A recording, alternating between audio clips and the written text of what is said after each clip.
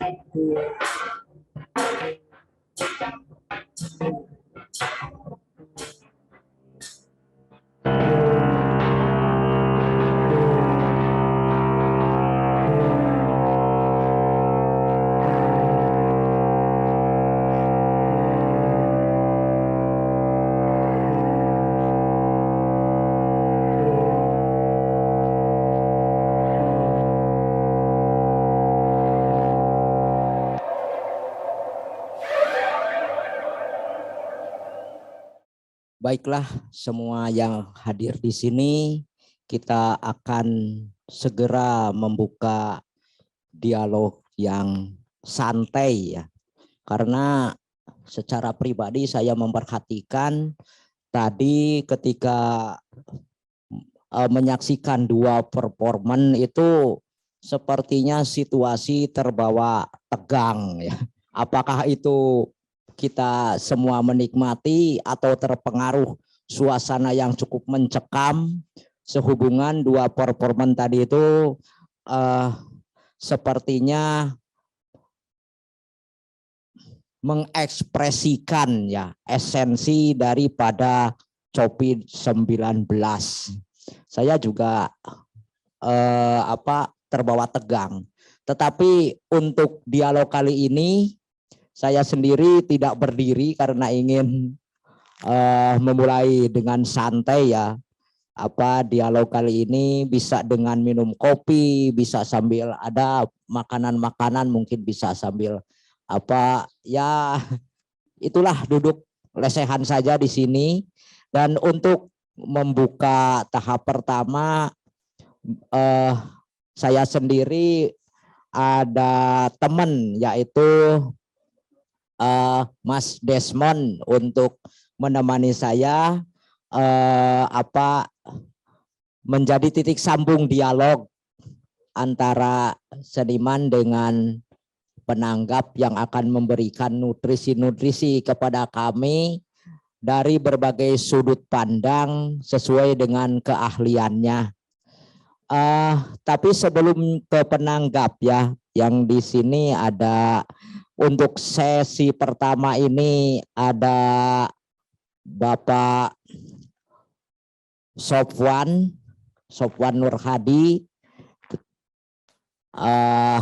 dan mungkin Mas Desmond bisa menjelaskan tentang sesi dialog ini karena saya harus membuat catatan. Mas Desmond yang lebih ini ya, yang lebih paham itu ya.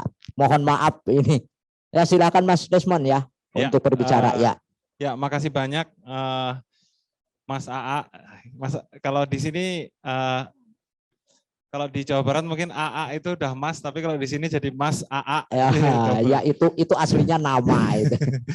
Oke, sedikit penjelasan teknis saja untuk sesi dialog.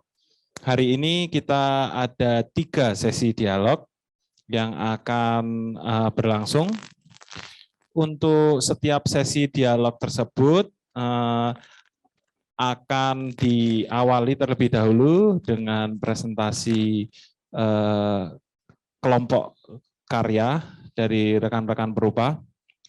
Kemudian setelah itu tuntas akan dimulai sesi dialog.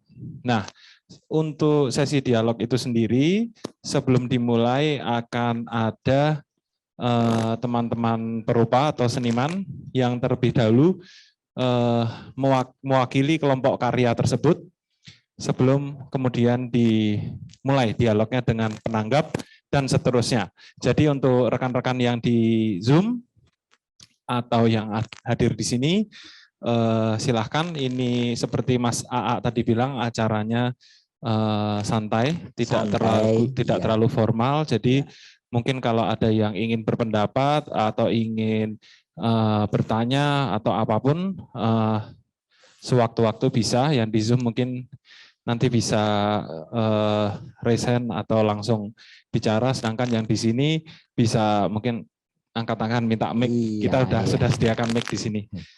Tapi ini ada usulan tadi kepada saya ini. Ya, monggo. Sepertinya sebelum kepada kita menerima nutrisi dari para ahli ya, karena kita sebagai seniman hanya berkesenian, saya juga sebagai penulis seni itu hanya berkecimpung di estetika. Mungkin sebelum kita menerima nutrisi ada baiknya dimulai presentasi karena ada usulan yaitu dari Mas Miko Jatmiko ya, dan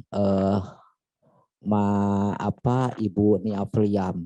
Tetapi barusan kalau saya melihat ini ya Mas Heri Dono ini bagaimana ini? Iya. Pak Heri Dono akan ada pertunjukan, tapi mungkin kita ke halo ya ke perwakilan seniman untuk membicarakan karyanya dulu mungkin ya Mas A. Iya, ya itu bisa diatur supaya Kang Heri Dono siap-siap ya, kita bisa diatur waktunya. Kita ini coba Mas Miko aja yang maju Ya. terlibat dahulu ya. Ini Bolehlah. Di sini Mas Miko bebas mau mengungkapkan, mengekspresi juga boleh, nggak apa-apa, sambil bawa kopi juga tidak apa-apa. Sudah ya? Mas Ya. Nasir mungkin agak Mas Nasir, Om Miko mungkin agak ke sini nggak kelihatan kamera. Oke. Nanti Sepertinya perlu di kamera juga nih. Terima kasih. eman-eman udah bajunya Hawaii. Yes. Terima kasih teman-teman. Semangat sore selalu. Mungkin kalau bisa bicara dengan dekat karya saya kayaknya supaya bersetubuh ya. Sip. Gimana? Ya silakan. Sorry ya. Ya, boleh. Ya.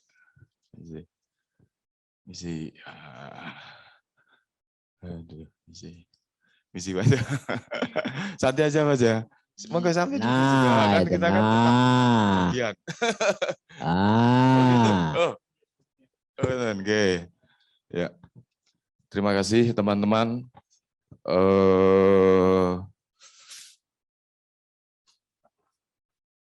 Teknologi sangat dahsyat ya, menciptakan, bisa bikin tambah mudah, bisa bikin perawan lagi. Teknologi bisa bikin kita piknik ke planet lain. Teknologi juga bisa bikin kita bisa ngomong sekarang sambil dengan benua lain. Teknologi bisa untuk menghancurkan negara lain hanya dari satu tombol di tangan kita. Teknologi bisa membuat segalanya menjadi mudah dalam segala hal dan cepat dalam segala hal. Ini cepat edan.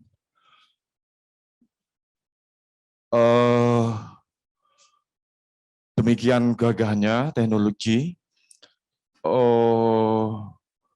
Tetapi begitu sang COVID datang, chaos,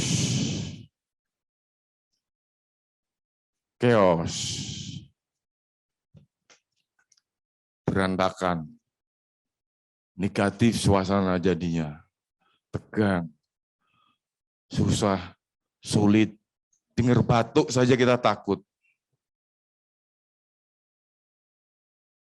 Lihat orang batuk saja kita takut, keluar saja kita takut, penjara.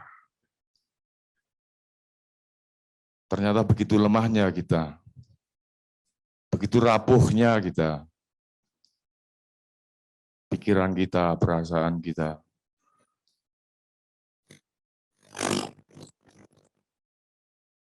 kerapuhan yang membangkitkan. Ini memang karya saya ini terinspirasi dari suasana itu.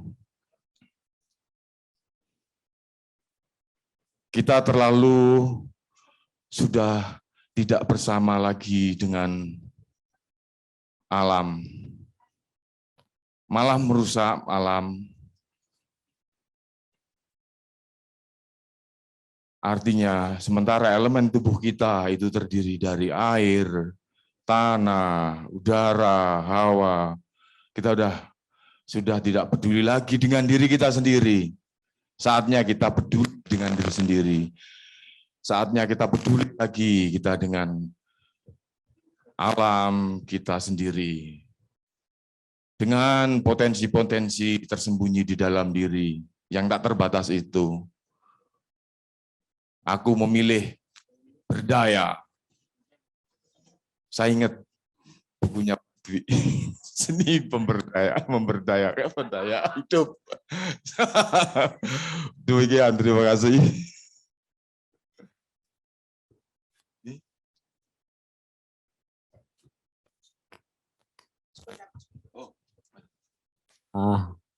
Ya. Ini Mas Miko, saya kan agak penasaran nih. Dengan tadi kan Mas Miko sangat hebat tentang teknologi yang gagah kan, pergi ke bulan, malah rancangan hidup di Mars gitu kan. Itu kan seni realis ya Mas Miko. Yeah. Tapi COVID-19 itu apakah termasuk seni abstrak? Itu kan nggak kelihatan ya, tanpa bentuk. Ya. Ini minta penjelasan dari Mas Miko sebagai seniman. Ya. Dilihat dari fenomenologi misalnya, dari pengalaman Mas Miko yang sangat mendasar itu tentang COVID itu pengalaman apa itu? Waduh. Chaos. Ini saya bukan ahlinya untuk menjawab ini. Tapi ahlinya berekspresi ya.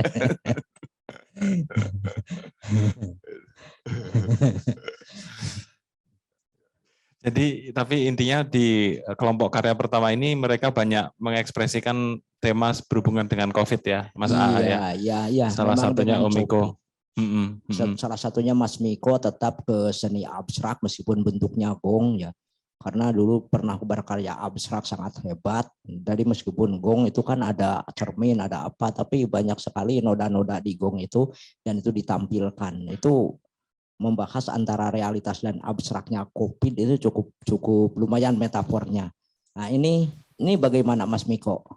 Apa ada pendapat lainnya apa bagaimana? Gimana menurut Mas Desmond ini? Kalau saya malah penasaran sama yang kita mulai lempar ke penanggap nih Mas A. Mungkin bisa nih. Oh bisa. Udah mulai? Ya. Oke.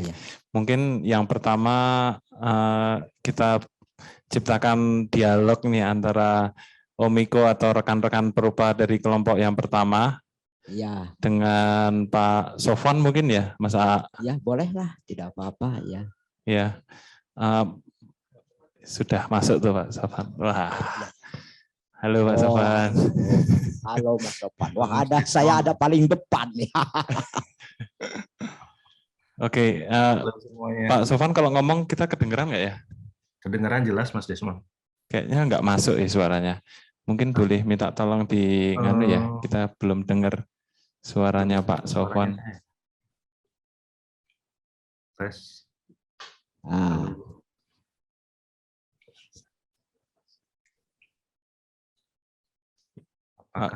Iya, belum masuk suaranya. Pak Sofwan udah di situnya masuk, tapi di kitanya sekarang belum. Mas A, mungkin bisa dibacakan perupa-perupanya seniman dari yang pertama ini siapa aja sih Mas A, sambil kita tunggu Pak Sofwan nyambung ini audionya. Ya tadi saya harus mengucapkan terima kasih kepada penampilan performan yang sangat bagus, bisa ditambah lagi sangat bagus sekali ya dari saudara David Fernandes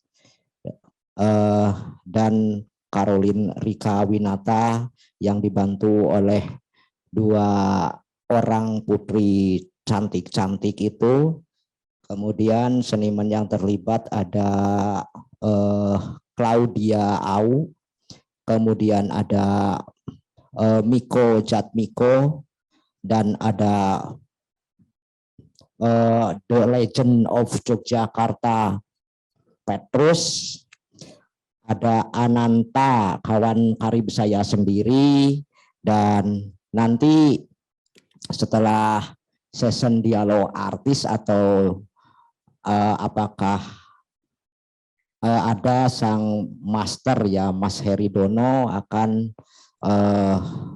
menyelenggarakan performan juga, itu sementara yang bisa disebutkan di sini. Mudah-mudahan ini Mas Sofwan ini sudah mulai bisa suaranya sudah bisa kita dengar. Tes. Coba ngetes dulu Pak Sofwan. Tes. Udah masuk belum? Halo. Halo, Belum, selamat sore. Belum masuk suaranya. Belum masuk. Coba saya pakai mikrofon.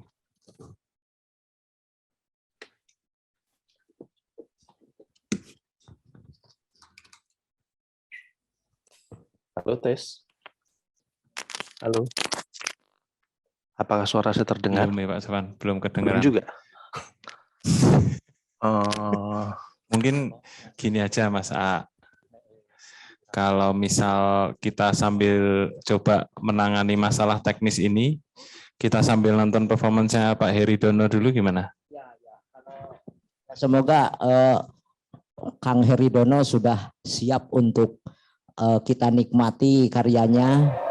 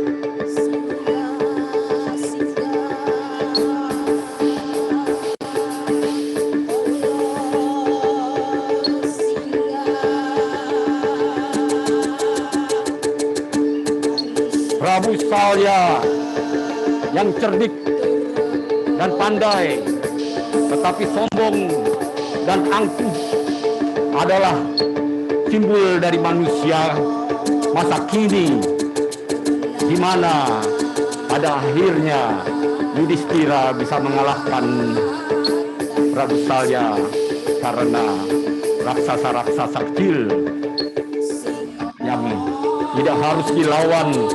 Tetapi bagaimana kita melihat tanah, bagaimana kita melihat bumi yang harus diruat atas kesombongan atas manusia.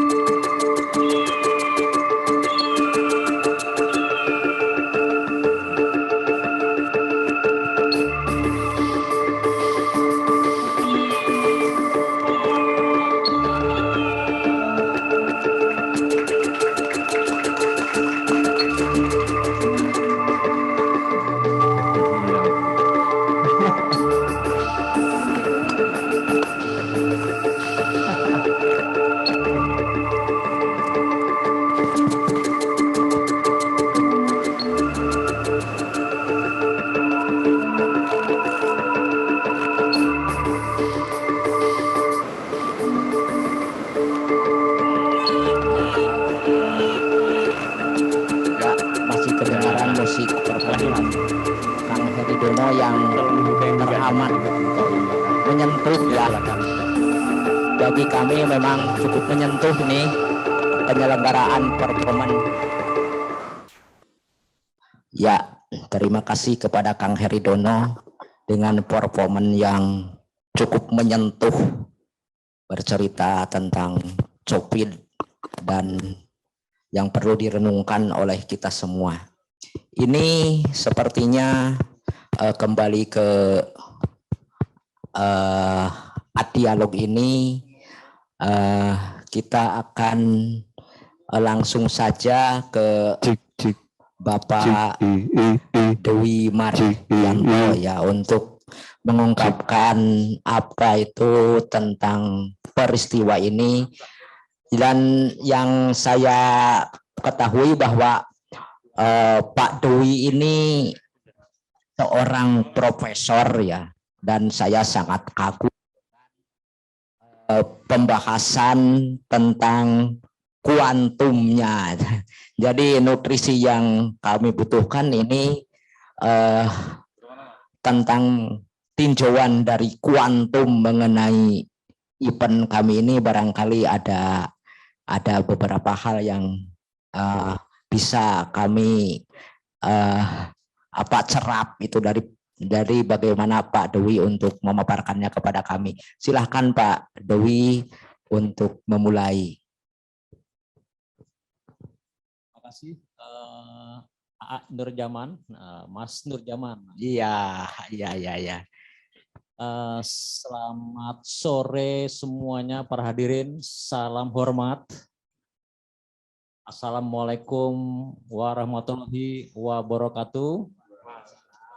Salam sejahtera, Om Swastiastu, Rahayu. Langsung ke poinnya.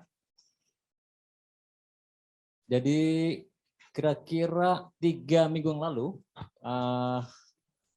Mas Ismoyo, Miko dengan Kakak Lejar ke rumah saya menjelaskan acara dialog and art ya. Apa terbalik ya?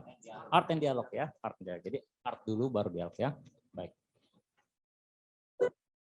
Dari pembicaraan yang cukup panjang setelah kita minum bir bareng gitu ya. Jadi nampaknya Mas Ismoyo tuh dengan Miko tuh kalau udah ngebir ini idenya cemerlang keluar. Jadi, saya juga ikut ngebir waktu itu ya. Nah, setelah minum bir bareng itu ada kata-kata atau ada frase yang terulang-ulang dari ucapan Mas Ismoyo ini ya. Nah, ini. Jadi Mas Ismoyo itu menekankan bahwa pendekatan itu yang kami pendekatan di sini untuk acara ini adalah pendekatan budaya yang sifatnya mengakar dan tumbuh. Nah, itu Mas Ismoyo, itu mengganggu saya itu Mas Ismoyo. Sangat mengganggu saya itu. Mengapa? Karena kenyataannya kalau kita mau bicara gamblang, saya mau bicara gaya Jakarta saja. Kebanyakan orang di tempat kita ini, saya mau bilang di Jogja juga ya, itu tidak peduli dengan pohon kok. Kebanyakan tidak peduli. Jadi kalau ada acara gotong royong, itu kalau belum nebang pohon atau belum nebang batangnya itu kayaknya belum afdol gitu loh. Nah, itu. Agustus tahun 2017 di Bantul ditebangi pohon-pohon yang sudah sekitar 20 tahunan ya.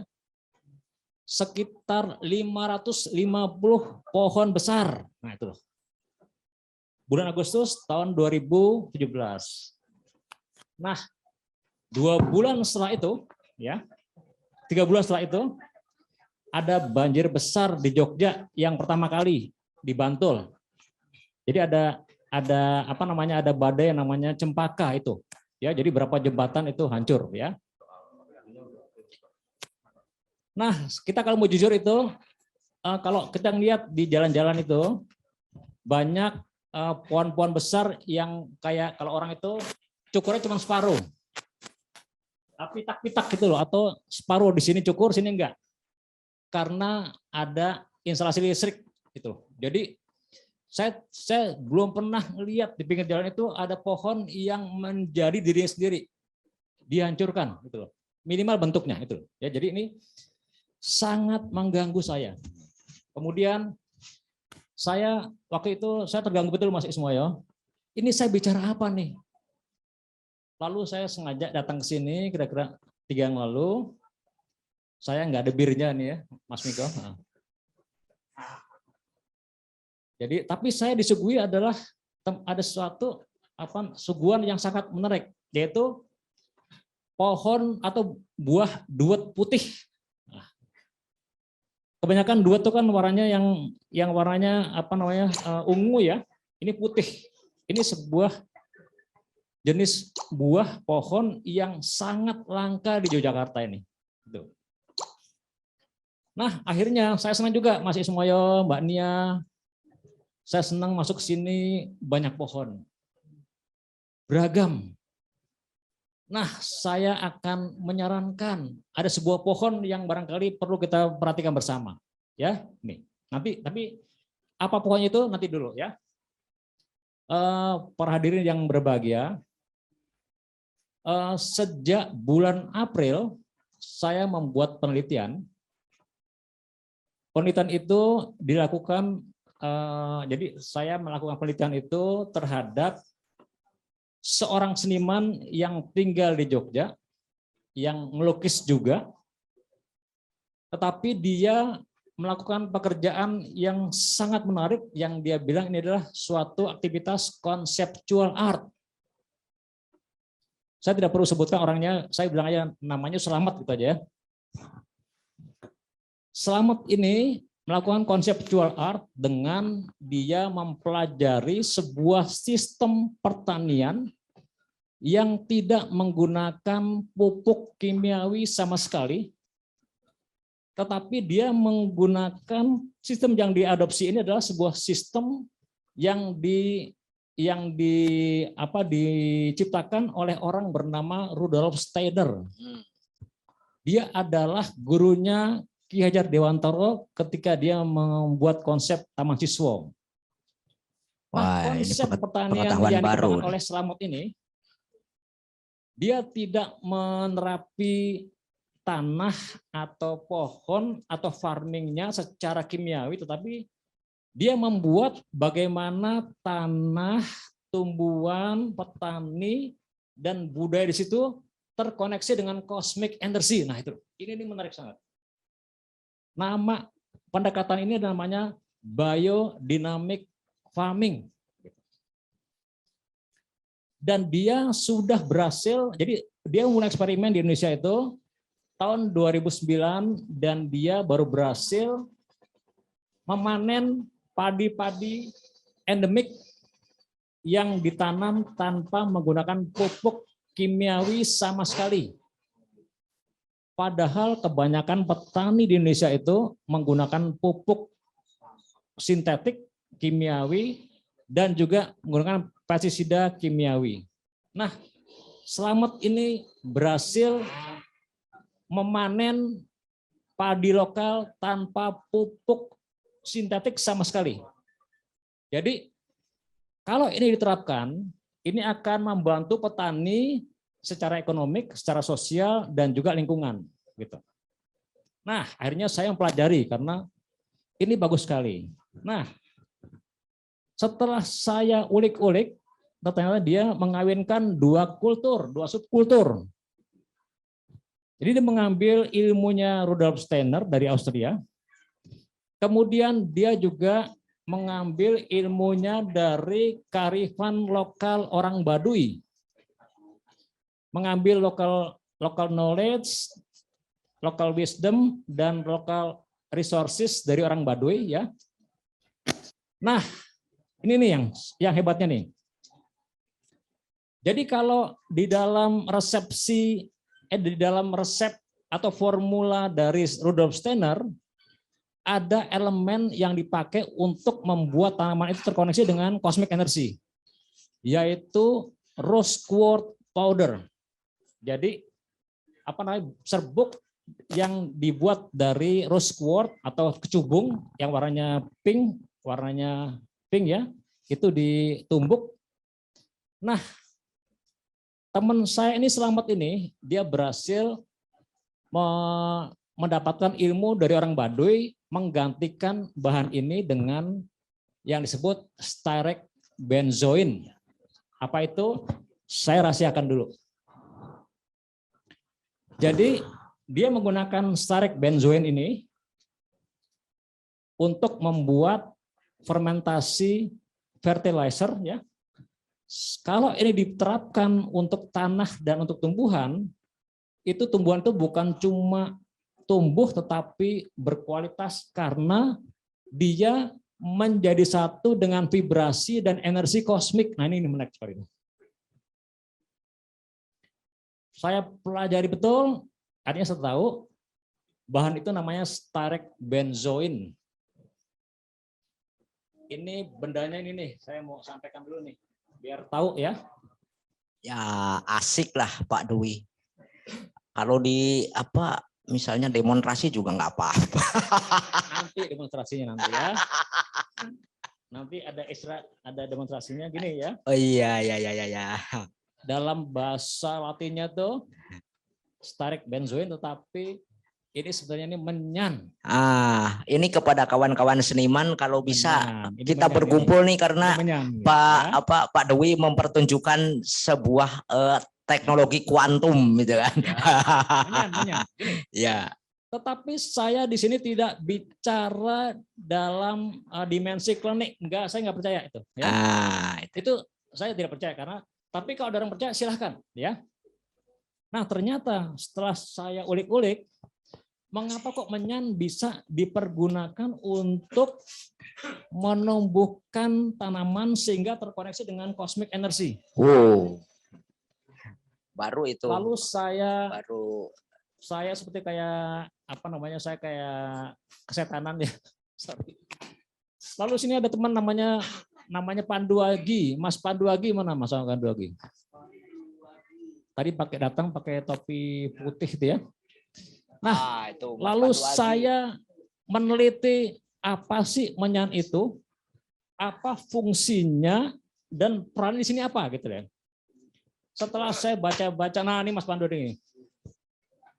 Lalu saya minta tolong Mas Pandu, saya dikontakkan dengan pengamat menyan di Yogyakarta. Saya ketemu, lalu ternyata di kaki Merapi itu ada berapa pohon menyan, ya, besar itu ya. Nah, tetapi yang terang gini, ternyata setelah saya membaca di jurnal, banyak jurnal, menyan itu kalau dibakar itu bisa mengurangi kemungkinan berjamur dari ruangan. Nah, itu satu dulu. Jadi kalau kita punya karya-karya lukis atau tekstil yang kemungkinan kena jamur karena kelembapan kita tinggi, itu tolong bakari menyan. Silakan kalau ada orang percaya itu ada apa itu silakan, tapi saya tidak bicara itu ya. Itu satu ya. Kemudian ternyata menyan itu anti mikroba. Jadi kalau orang itu nyakar di makam bakar menyan itu sebenarnya bukan manggil demit, tidak. Itu mengusir lembut, artinya makhluk kecil. Bakteri menjauh. Nah itu tuh ya. Kemudian kalau dibakar, saya membaca orang yang menyerap bau menyan itu pineal glandnya terbuka.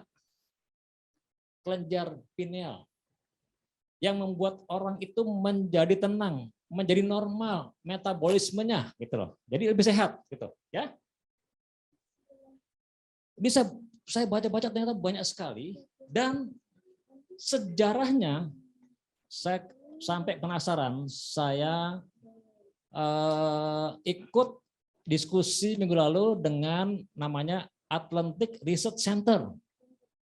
Teman-teman yang punya kepedulian tentang menyan di Nusantara, ternyata menyan di Nusantara itu yang terbaik itu di daerah Sumatera Utara ya.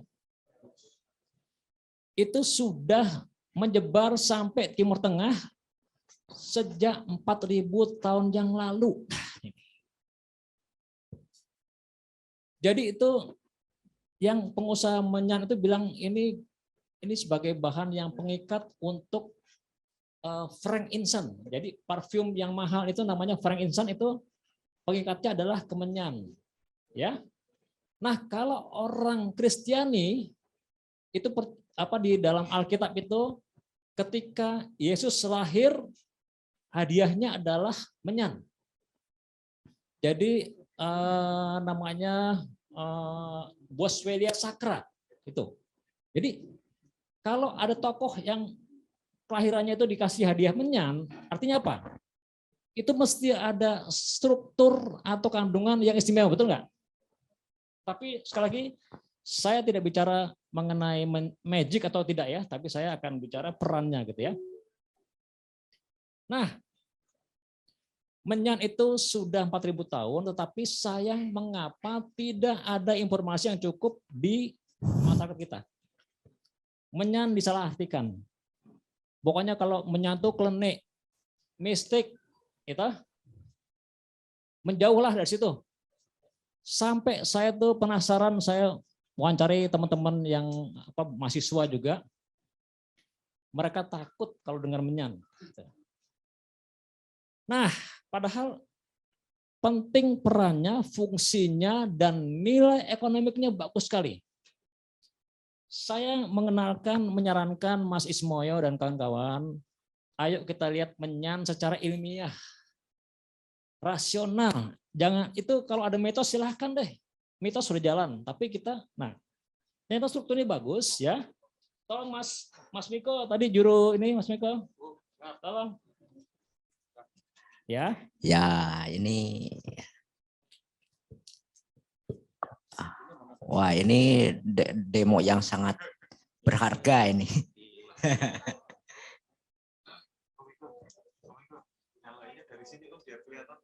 Ya, jadi apa? Jadi silakan. Jadi ini ya.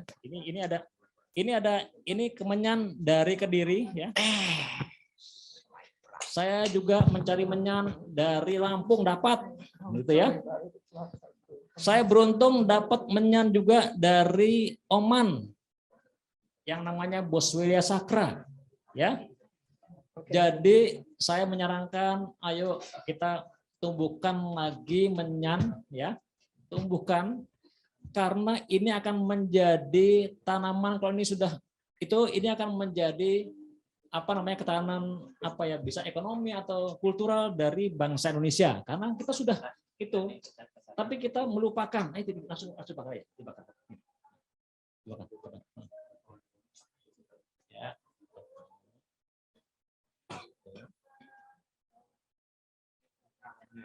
Ya.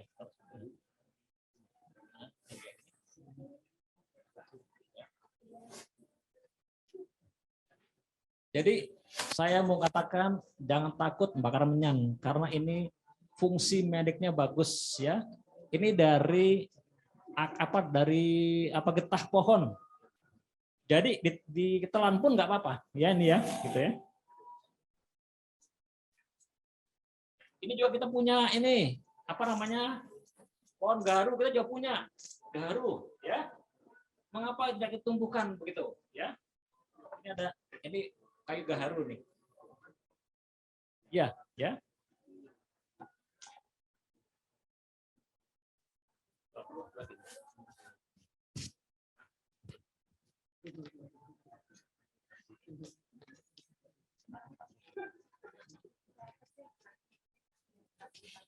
Hah?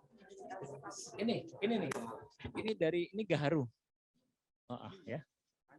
Iya, kayu. Tapi nanti itu ya silakan ya begitu. Nah, saya pribadi kalau di ruang kerja saya yang lembab itu saya kalau bakar ini itu lembabnya sangat berkurang dan udara jadi fresh karena memang ini secara itu dia anti mikroba begitu ya. Tempo hari saya juga mencobakan Mas Heri di rumahnya juga Ternyata juga senang Mas Heri ya.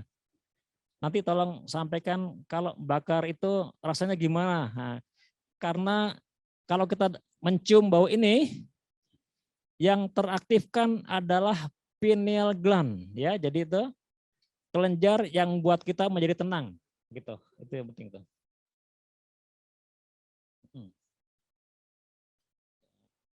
Satu lagi juga boleh apa ini?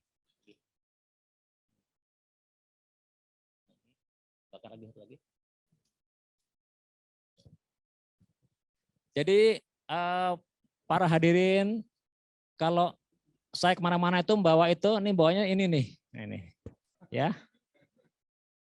Bukan untuk jualan, tidak. Kalau saya misalnya pergi kemana itu lembab, ya itu banyak ada karya seni yang butuh ditreatment supaya tidak berjamur. Ini saya hanya mau ngasih tahu, ini ada satu bahan, saya tidak jualan, tidak. Dan saya tidak tahu dibelinya di mana ya. Tapi saya hanya ingin menjelaskan ini sangat penting untuk menyimpan karya-karya seni. Nah itu loh. Nah ini nih, nah tuh.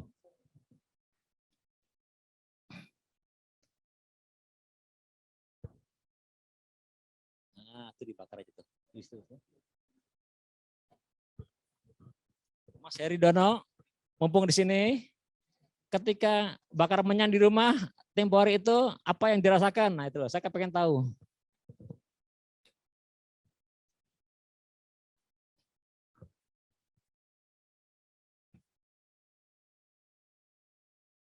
Oh ya, terima kasih Mas. Ya, ini menarik sekali apa kemenyan ini. Ya saya sering membakar menyan ataupun dupa ya itu rasanya itu seperti kalau di tubuh itu seperti baru mandi gitu. Jadi dia masuk dalam apa ya, secara fisik itu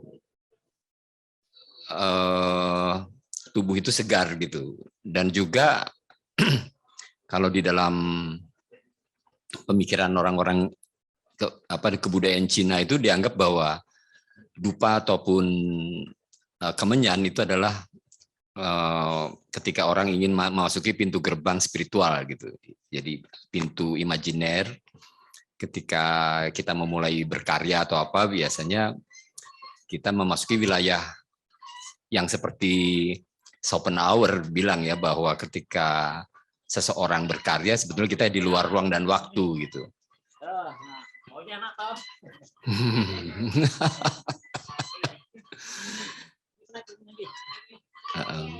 Jadi sebetulnya ketika kita masuk ke kehidupan modern, kita menganggap bahwa kemenyan itu sesuatu yang menakutkan gitu.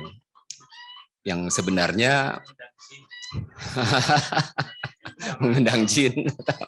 Tapi sebetulnya itu sesuatu apa namanya aktivitas keseimbangan antara hal-hal yang sifatnya toksik, kemudian ini dibuat detox gitu. Jadi kemenyan itu ada dalam upacara-upacara keagamaan ya. Jadi sebetulnya juga seni itu bagian dari keyakinan kita untuk berkarya gitu. Karya seni itu sebagai kreativitas yang hasil dari keyakinan kita gitu. Buat tiap-tiap orang memiliki keyakinannya secara individual. Jadi itu yang saya rasakan tentang apa namanya, bagaimana kemenyan itu memberikan efek ya setelah ruangan itu diberikan pengasapan gitu. Tetapi juga hal-hal yang sifatnya dupa ataupun kemenyan itu bisa ketika dia belum menjadi asap ya, itu bisa juga berbahaya untuk paru-paru manusia. Jadi kalau sudah menjadi asap, dia menjadi sifatnya menghilangkan kelembapan gitu. Tapi kalau dia masih belum, itu dia bisa menjadi penyakit bagi tubuh. Jadi salah satu orang seniman dari Thailand namanya Montien Bonma, ya Montien Bonma itu bikin karya dengan dupa-dupa yang ditempelkan di dalam ruangan-ruangan semacam box-box gitu, dan orang bisa masuk ke dalam ruangan itu dan mencium bau-bau berbagai macam dupa.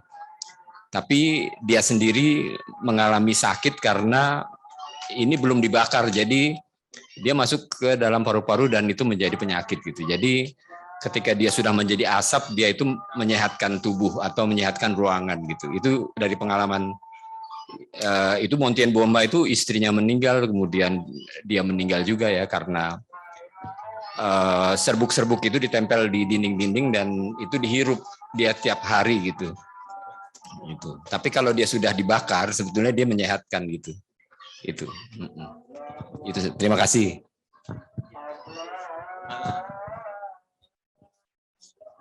Oke. Mungkin sebelum lebih jauh kita coba lempar ke Pak Sofwan aja dulu karena nyambung Pak Sofwan ini dari Balai Arkeologi ya Mas Nasir ya. Oh, Paleontologi. Jadi mungkin bisa nimbrung obrolan asik ini.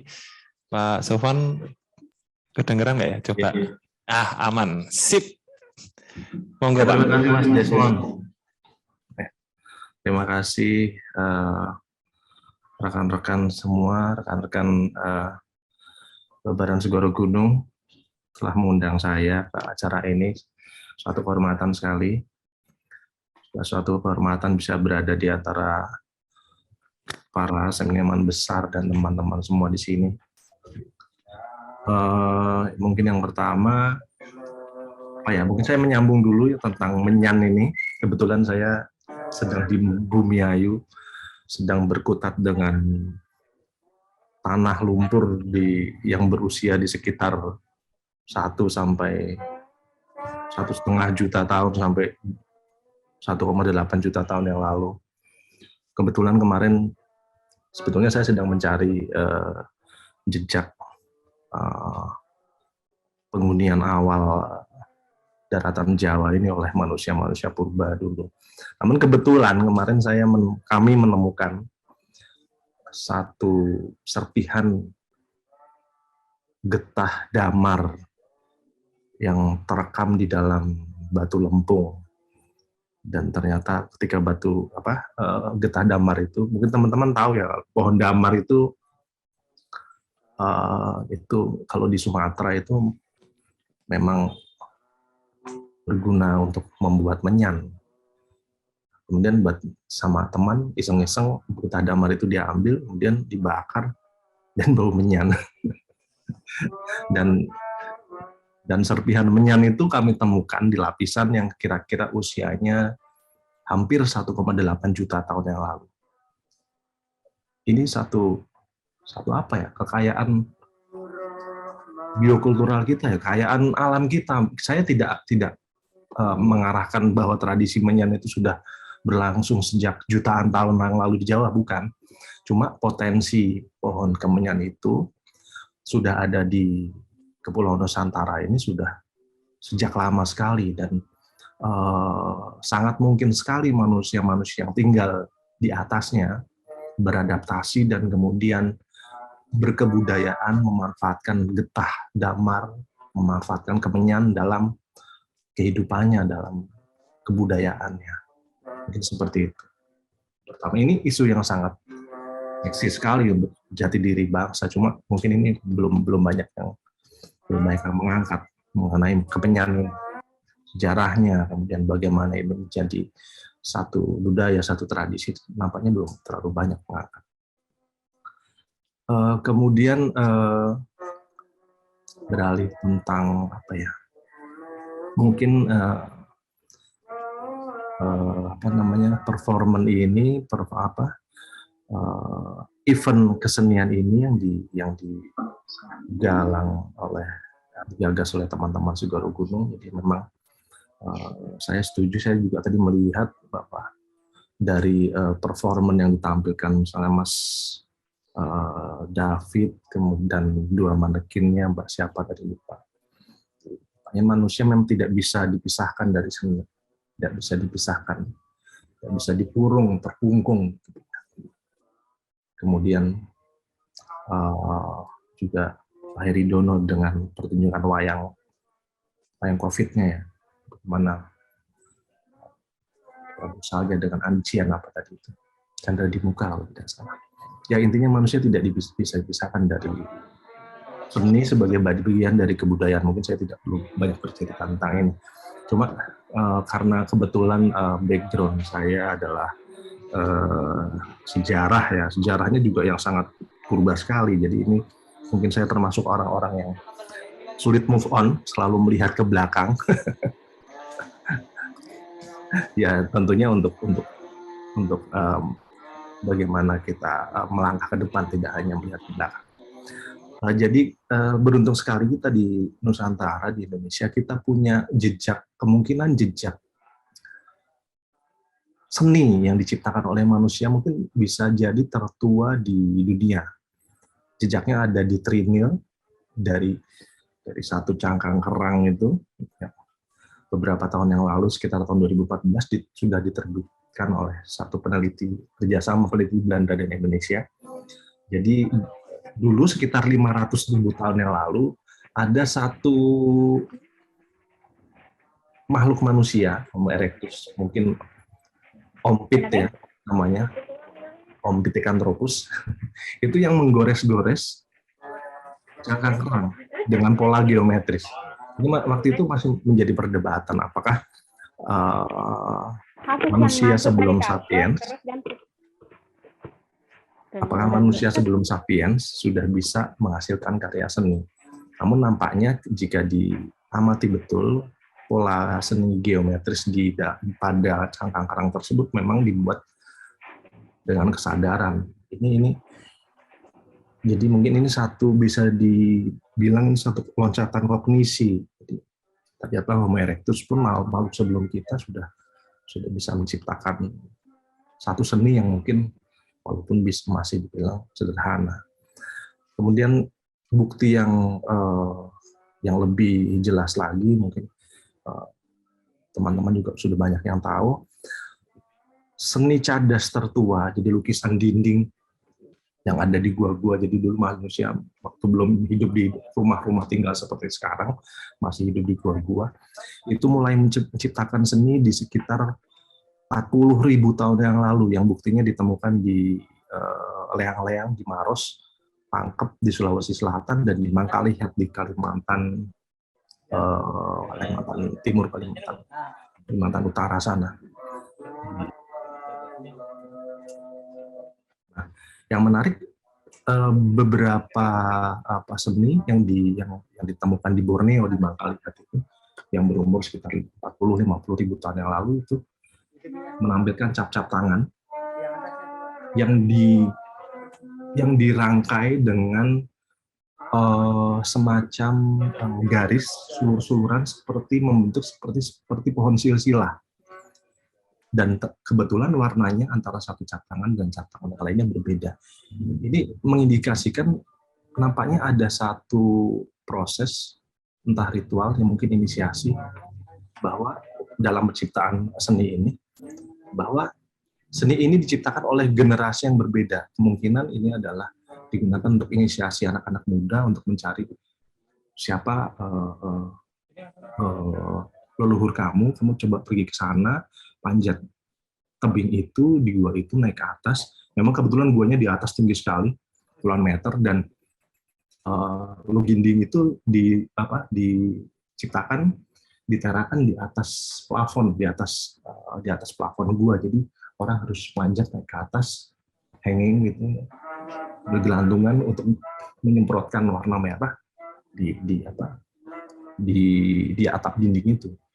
Dan tiap-tiap cap tangan itu ada identitasnya, seperti tato kalau kita sekarang ada tatonya. Jadi jelas itu milik siapa, dan kemudian berkaitan dengan cap tangan milik siapa, seperti pohon silsilah.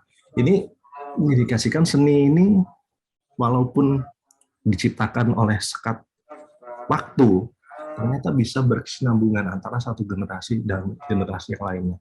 Manusia mencari jalan, walaupun ada batasan, itu batasan waktu, juga batasan ruang. batasan waktu antara satu generasi dan generasi berikutnya. Jadi seni itu ternyata tanpa sekat, bisa dilanjutkan, dilanjutkan. Kita di periode COVID juga mungkin seperti itu.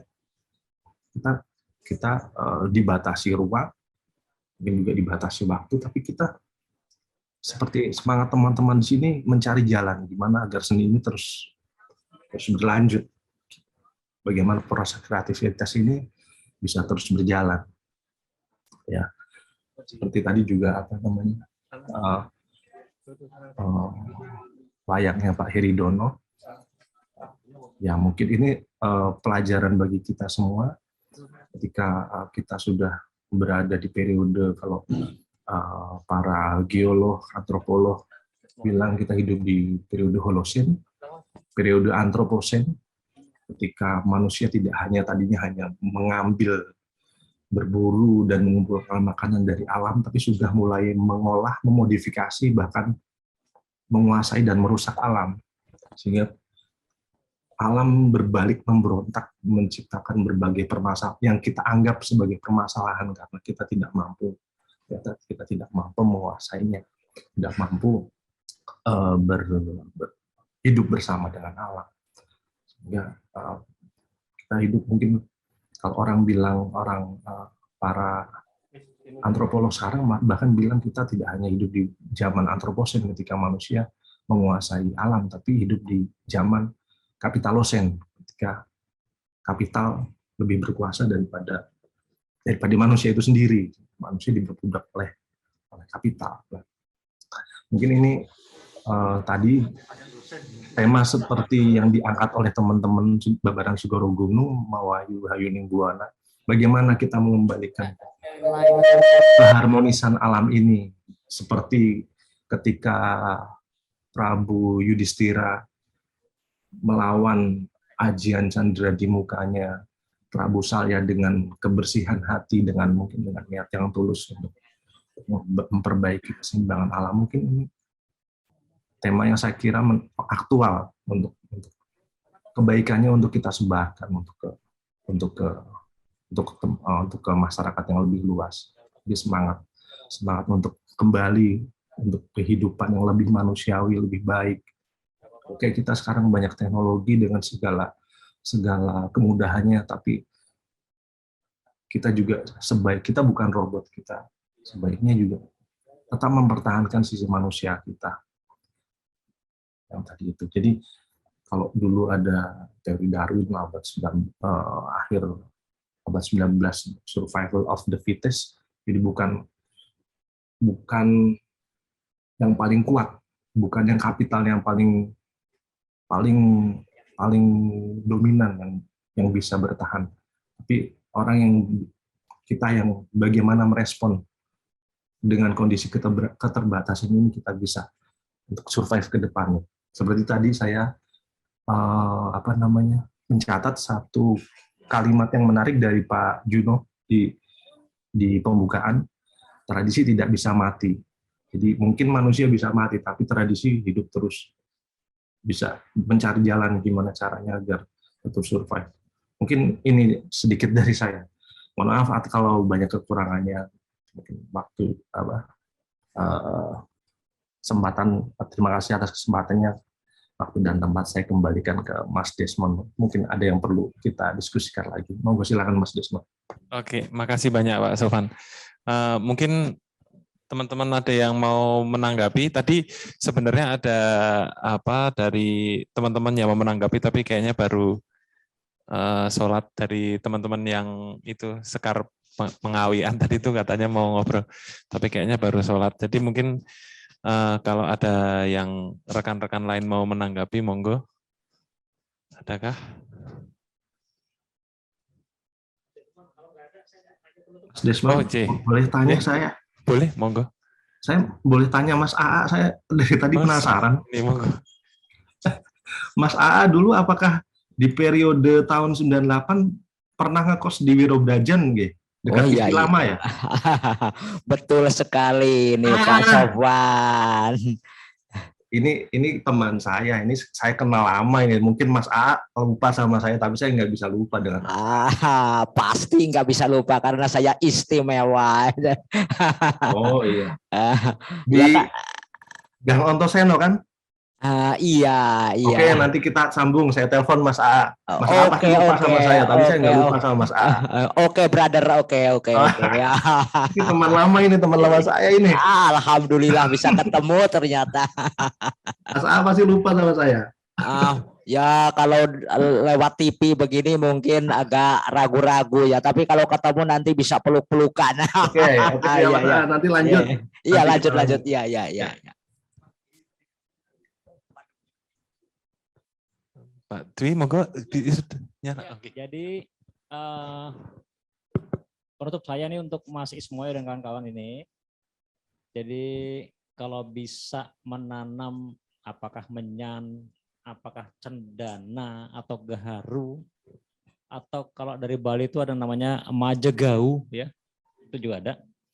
Atau juga ada di Toraja itu namanya ada pohon yang istimewa sekali namanya pohon tara.